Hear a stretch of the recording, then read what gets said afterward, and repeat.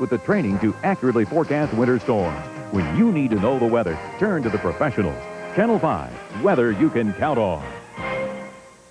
Keith can toss a football nearly 20 yards. Rod can make several errors in one inning. Broadcasting was their only hope. On the Brink, a Channel 5 News exclusive, starts Monday. From ABC News, World News Sunday, here's Forrest Sawyer. Good evening. Just 2 days left before the nation's first presidential primary in New Hampshire. No one would have predicted a year ago that both Democrats and Republicans would be running heated campaigns. Pat Buchanan is predicting an embarrassment for President Bush, who has accused the Buchanan campaign of outright lies. Ann Compton is watching the Republican race. George Bush bluntly told New Hampshire voters today this is no time to cast a protest vote, and he did it without ever letting the name Pat Buchanan pass his lips. But one Republican voter confronted the president, saying he likes much of what Buchanan is saying about the economy. You know, Buchanan is coming across with this, and I'm right on the fence with a half a dozen other votes, and I want to hear what you got to say. It's one thing to make campaign rhetoric, and it's another thing to get your sleeves rolled up and trying to support the president in getting it done. And that's my point to the voters of New Hampshire. In a jab apparently aimed at Buchanan's career as a television pundit, Mr. Bush said this is not an election for the man with the quickest wit. There are a lot of people out there a lot more charismatic than I am, but a lot of them don't have to make the tough decisions either. Heck, if that were the case, Phil Donahue might be president of the United States. It is Buchanan's ad campaign, not his wit, that has angered the Bush camp. Buchanan continues to accuse the president of dropping a promised $500 income tax exemption for children from his immediate economic recovery plan. I think what we have here with Mr. Bush and his tax plan is a classical example of the bait and switch. Mr. Bush is running a sting operation on the people of New Hampshire, and he's not going to get away with it a second time. Both political camps are now playing the expectations game. The Buchanan side says he needs only 25% to send President Bush a message. The Bush team says Buchanan may get 35%. With local polls showing Buchanan in the neighborhood of 30%, that may leave both sides room to declare victory Tuesday night. Ann Compton, ABC News, Hollis, New Hampshire. The latest poll from the Boston Globe shows Paul Zongas increasing his lead over Bill Clinton, 32% of the likely Democratic vote to Clinton's 21%. Tom Harkin shows up at 12%. Bob Kerrey at 11% and Jerry Brown at 6%. The write-in drive for Mario Cuomo has gained 4% support. This was a high-profile day for most of those candidates, trying to score a few more points as they come down to the wire. ABC's Jack Smith has more. Sun shines out. Most of the Democrats today were scheduled on network talk shows, and frontrunner Paul Zongas repeated his opposition to the middle-class tax cut favored by most of his rivals. And all things being equal, I would love to endorse it. I mean, that is a very valid argument. But the fact is the need for this country is to get the economy moving. So I think my ultimate responsibility to the middle class is to give them a job. Bill Clinton, in second place now, is trying to stick to the issues, too. But on ABC's This Week with David Brinkley was asked about the personal questions that have dogged his campaign. You got to be willing to take your lumps, and I think one of the tests of a president is whether or not that man or woman can live with the pressure, take the heat, and go on. And Clinton said he was such a man. No candidate has taken more pokes at Clinton than Tom Harkin, and today he had to defend that. You have made no complaints? I haven't made complaints. I've responded to questions from reporters. I said that it seems to me that these things that keep coming up, and I've said this publicly, that all of these issues that come up raise questions about his veracity and character, and they do. The question of attacking other candidates surfaced in Bob Kerry's campaign today, too. Kerry put his pollster Harrison Hickman on probation for releasing an unauthorized memo questioning Clinton's Vietnam draft status. He operated independent of any instructions that I gave him, and as a consequence, violated a personal trust. The incident probably won't affect Kerry, who is locked in a fight for third place with Harkin. If the polls hold up, only Zongas and Clinton stand to gain momentum here. And former California Governor Jerry Brown in the single digits is given no chance at all. Jack Smith, ABC News, Manchester, New Hampshire. Well, once the New Hampshire votes have been counted, the 92 presidential campaign picks up speed. 5 days after New Hampshire, Maine holds its presidential caucuses. 2 days after that come the South Dakota primaries. And 1 week later, on March 3rd, 7 states and American Samoa will stage their primaries or caucuses. On that day alone, almost 9% of the delegates to the Democratic National Convention will be selected. Of all the party contests up to that point, Maryland's Democratic primary may well prove to be the most important. ABC's Cokie Roberts explains why. Lunchtime finds Baltimore's Lexington market awash in fruits and fish and voters unfocused on the presidential candidates. Most of them are a blur right now. You haven't decided yet? I'm usually pretty well decided this close to a primary, but I haven't settled on anybody. Some of these voters had settled on Bill Clinton and then unsettled. I think he has a lot of strikes against him. And I don't like to vote for a loser. Though Maryland might not be getting much attention, this state might end up having more influence on the Democratic nomination than New Hampshire does. Here, no candidate is running in his home region, and here, voters more closely reflect national attitudes. Maryland's important regardless of how we do, because it's representative of the whole country. You have the rural areas, Eastern Shore and Southern Maryland, and then Baltimore City, which has very serious urban problems. With its seacoast and seafood, city streets and suburban sprawl, Maryland does provide a microcosm of the nation, but that's not the only reason Clinton supporters stress its significance. And we all have to remember that former Senator Tsongas is really a favored son in New Hampshire. If he's not to be dismissed as a regional candidate, Tsongas must win Maryland.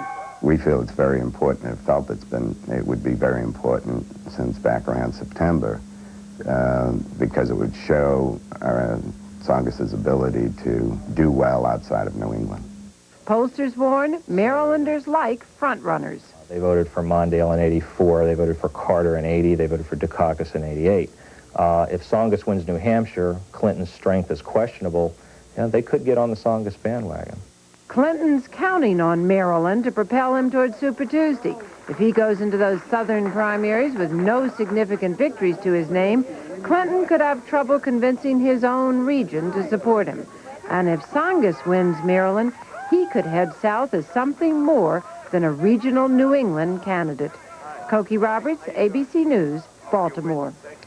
The top international story this evening, less than 48 hours after 3 Israeli soldiers were attacked and killed at an army camp inside their own borders. Israel struck back with air assaults in southern Lebanon. 11 people were killed, including the leader of a pro-Iranian group called Hizballah, together with his wife and son. ABC's Dean Reynolds has more. As the chief of Hizballah, Abbas Musawi led an organization with a long record of terrorism. It was Hizballah that had a hand in the attack on the U.S. Marine encampment in Beirut in 1983. Hizballah that kidnapped Western hostages and held them for years. Hizballah, which had been fomenting an Islamic revolution in Lebanon, all the while fighting Israeli soldiers to the death. Today's helicopter gunship assault took place north of the Israeli-controlled security zone in South Lebanon. A deliberate strike, said Israeli officials, against Musawi. This terrorist group, like many others, understand only one language, and that's the language of force, unfortunately. Yesterday, 3 Israeli soldiers were hacked to death in an attack widely believed to be the work of Palestinians. The resulting Israeli public anxiety over the fitness of the military here could well be lessened by today's retaliation against Hizballah. As for the Middle East peace process, Israeli officials said the killing of Musawi should have no effect. If we attack the enemies of the peace process, why should it bring about the collapse of the peace process? Those are enemies of the peace process. It is worth noting that aside from Iran, no government in this region, not even Lebanon, has so far officially condemned the Israeli raid against Hizballah. And that may well be a sign of how unpopular Islamic fundamentalism really is with the rulers of the Middle East. Dean Reynolds, ABC News, Tel Aviv. Coming up, Secretary of State James Baker's push to bring democracy to a former Soviet republic. And later in the broadcast, Martina Navratilova in a record-shattering victory. And the Winter Olympics, economic boon or ecological disaster? World News Sunday, brought to you by ITT Corporation. We built this business. I hit the brakes. You know, they're anti-lock brakes. It was close, but we stopped in time. Every year they plant new trees. Dad says they make good things from trees. After my accident, they advanced my insurance benefits and built me a ramp and got me back on my feet. We built this business to build your dreams. It could start in your office, in your home, over lunch. But now, wherever heartburn starts, this is where it ends. Introducing new Maalox Heartburn Relief Formula. No ordinary antacid works like this one to put out heartburn. Imagine a rent-a-car company that offers special delivery right to your door. That's Enterprise. Here, let me help you. Enterprise, a special rent-a-car company that gives you special delivery. Secretary of State Baker today wound up his tour of the former Soviet republics in Central Asia. He left Uzbekistan and headed for Moscow, where he will meet with Russian President Boris Yeltsin tomorrow. But before he left, Baker heard an urgent appeal from Uzbekistan's opposition leaders. Here's John McWethy. This is where Tamerlane and Genghis Khan once walked, building stunning monuments to their empires. Samarkand is an old city in the heart of the new Central Asian nation, Uzbekistan. James Baker came here today in the rain to see and better understand some of the powerful history and religion that is shaping this country and region after the collapse of the Soviet Union. Islam is growing in strength, unsettling today's leaders with whispers about building an Islamic fundamentalist state. Iran, Turkey, Pakistan, Saudi Arabia, and even Israel are all vying for influence. In Uzbekistan, the president, Islam Karimov, is an old-time party boss who is still communist in all but name. Baker's strategy is to try to influence leaders like Karimov to push them toward democracy and free market economies. Opposition leaders had little good to say about his regime. Politically, we have no freedom at all. This totalitarianism continues to exist. So Baker now leaves Central Asia after a week of intense diplomacy. The U.S. will soon be opening embassies in all of these new countries and offering to help. But Baker has now seen for himself that the political soil in this part of the world is so rocky that democracies and free market economies may have real trouble ever taking root. John McWethy, ABC News, Samarkand, Uzbekistan. Still overseas, the head of Algeria's military-backed government says up to 6,000 people are now being held in detention camps set up under the new state of emergency there. The ruling council imposed the state of emergency 1 week ago to stamp out Muslim fundamentalist agitation for an Islamic state. When we come back, the one federal government cutback that could ruin California's farmers. This is ordinary bulk fiber. It's full of grit. This is new Sunrise Smooth Metamucil. The grit is gone because it's triple ground for smoothness. This is ordinary fiber. The grit is definitely not gone. This is new Sunrise Smooth Metamucil, the best mixing, smoothest tasting natural fiber you can buy. The grit is gone. New Sunrise Smooth Metamucil. For regularity, nothing works better. And the grit is gone. There's lots of ways to have garlic. The Kwai difference is the consistency of garlic qualities of this easy-to-swallow tablet. There's no better way to have garlic than odor-free Kwai. Millions of Europeans have been taking Kwai odor-free garlic tablets for years. It's part of their daily diet. Kwai is odor-free and so easy to swallow. Kwai is available at quality drugstores, health and natural food stores, and general nutrition centers. Kwai, science and nature working for you. Everyone has a dream, a vision deep inside. When I decide to follow up on an investing idea, I need a broker who's ready when I am. We make it easier to follow your own lead. I can call Schwab at any hour, nights or weekends, get the information I need, even place an order to trade. Always there to give you just the help you need. Help yourself at Schwab today. In the midday sun, a gentle breeze, the embrace of wide eyes. Remember these, the touch, the feel, the fabric the touch, the feel of cotton, the fabric of our lives.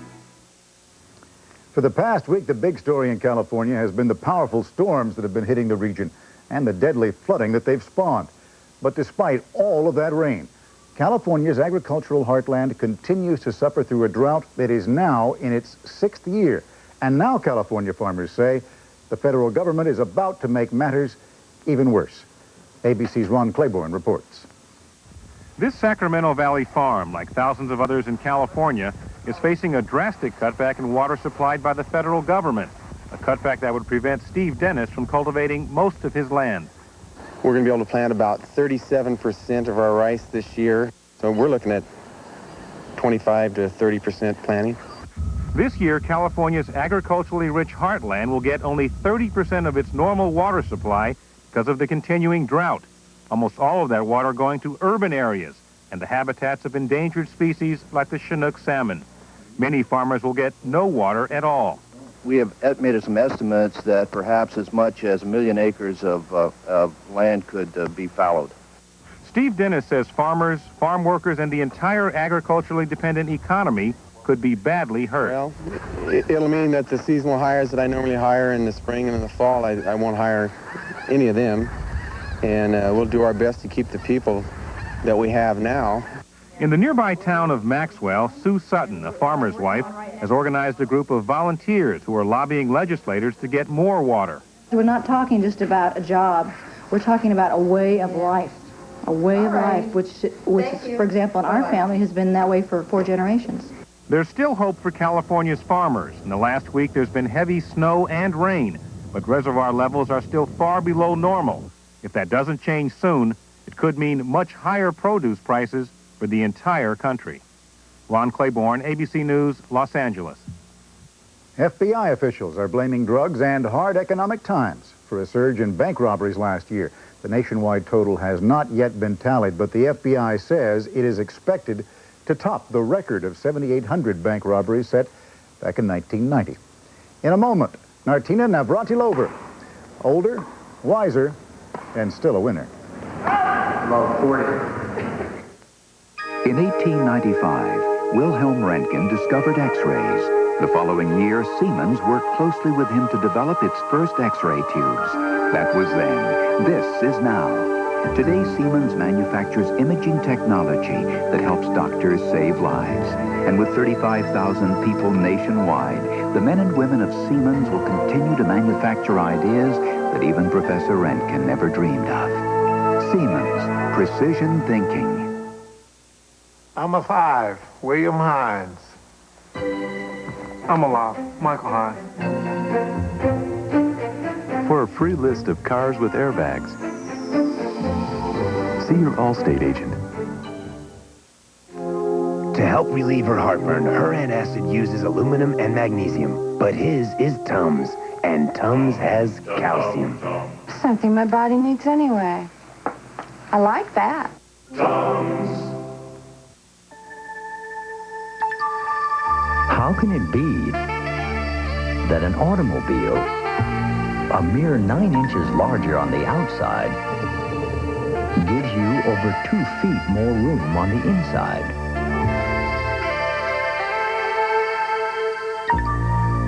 Maybe it's the new math. The all-new 1992 Toyota Camry. We just couldn't leave well enough alone. From the frigid North Atlantic to the treacherous waters off New Zealand, from oceans all over the world comes Red Lobster's World of Lobster. Now succulent rock lobster, petite deep sea lobster, sweet Maine lobster, in delicious combinations and at special prices you'll think the world of. Hurry in now, because this spectacular event ends soon. Red Lobster's World of Lobster. The New Hampshire primary, David Brinkley, Peter Jennings, play-by-play of the race, the runners, the results. Watch ABC News special coverage Tuesday. Our sports maven Ray Gandolf is in New York working on his backhand and taking a look at the grande dame of the tennis world, along with, of course, today's sports highlights. Ray? Thank you, Forrest. The Duke Blue Devils have tightened their grip on college basketball's top ranking. They jumped on North Carolina State early today and won by 8 points. Grant Hill leading away with 20. The Los Angeles Lakers today retired Irvin Magic Johnson's jersey number 32 at halftime of a game with Boston. Even the Celtics applauded. Davey Allison won his first ever Daytona 500, leading most of the way after a 14-car pileup had cleared out most of the challengers. And in Chicago, Martina Navratilova in the far court here beat Yana Novotná in 3 sets to win the 158th tournament of her career, more than any man or woman who ever walked the earth. She had shared the old record of 157 with her old rival, Chris Evert. We caught up with Martina in Chicago the other day and talked about Chris Evert and cabbages and kings and many things. The crowds have just been phenomenal. I'm loving every minute of it. It makes tennis so much more enjoyable. I think that's really the main reason I'm still playing. From Aspen, Colorado, Martina Navratilova. The crowd was certainly with her this past week as she tried to win the Virginia Slims of Chicago for the 12th time. But it wasn't always like that. When she was a fat teenager who defected from Czechoslovakia in 1975, Martina Navratilova was the villain, especially when she played America's darling, Chris Evert. Very pretty, very ladylike, very American. And I was this brash Czech coming on, trying to be an American, not knowing how to go about it.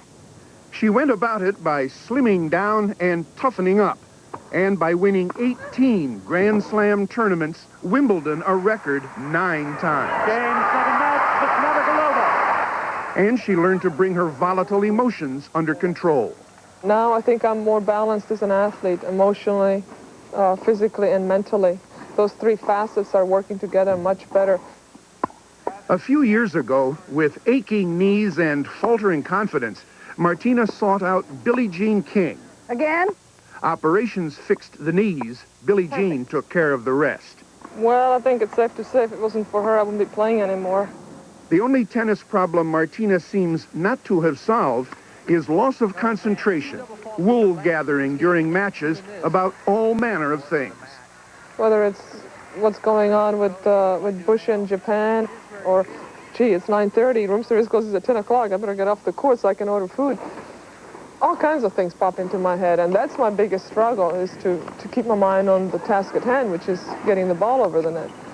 Her biggest distraction these days is a multi-million-dollar lawsuit filed by her former lover, Judy Nelson, last year. It has added to the torment she has long suffered from the public acknowledgement of her homosexuality. It's much easier being heterosexual, believe me. Much easier pretending, but you know, I have a life to live that I want to live to its fullest, and pretending is not really the way I like to be.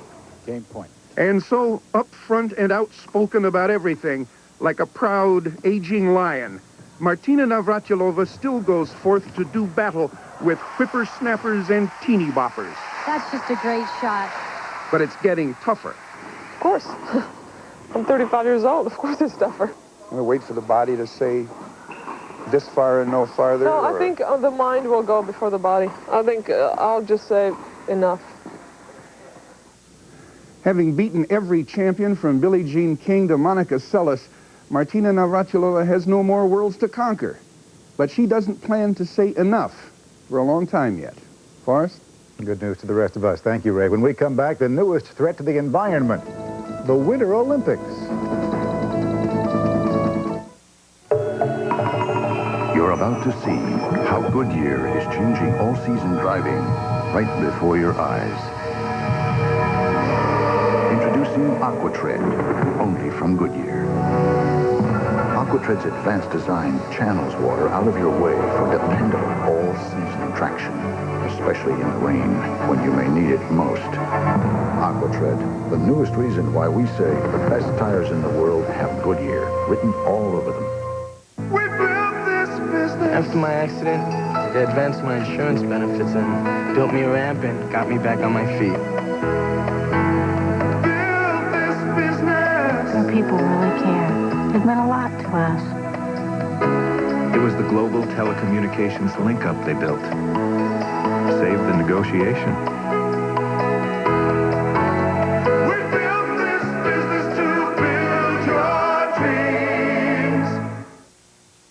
Monday from New Hampshire, a preview of the nation's first primary. And you've met the candidates, now meet the potential first ladies, plus Spike Lee. Here on Good Morning America, Monday.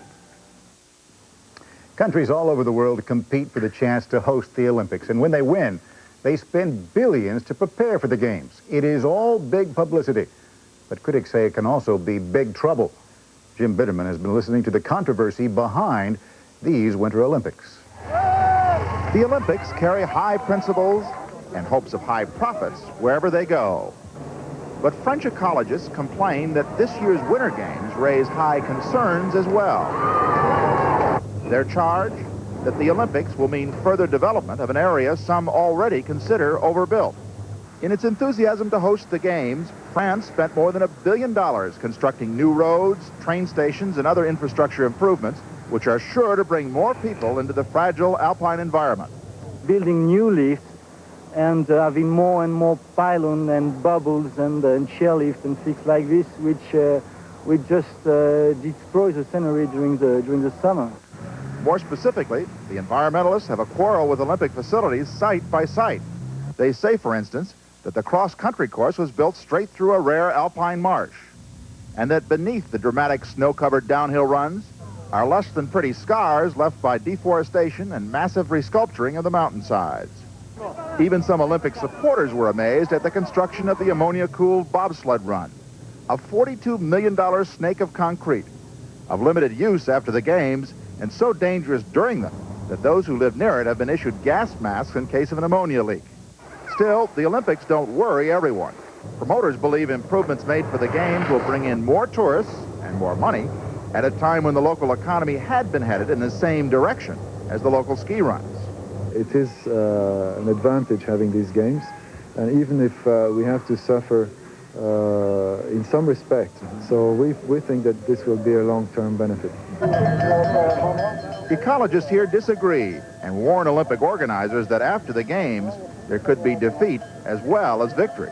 There are plenty of gold medals and plenty of winners at every Olympics, but environmentalists say one of the biggest losers at this one could be the Alps themselves. Jim Bitterman, ABC News, Moutier, France. And that is our report on this World News Sunday. I'm Forrest Sawyer. For all of us here at ABC News, good night.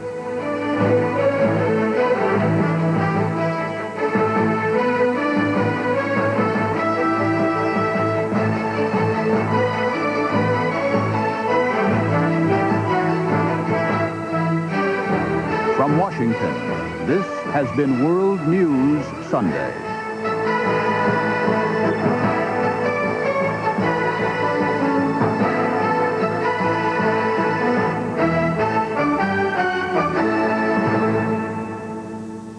This has been a presentation of ABC News. More Americans get their news from ABC News than from any other source. Sunday, 100 Ghosts take on Bill Murray, Dan Aykroyd, Sigourney Weaver, Harold Ramis, and Rick Moranis. You got him! Ghostbusters 2 Sunday. When she was 7, she discovered she had a talent. When she was 9, she knew she had a gift. A gift Coca-Cola supports by sponsoring national Olympic teams in 154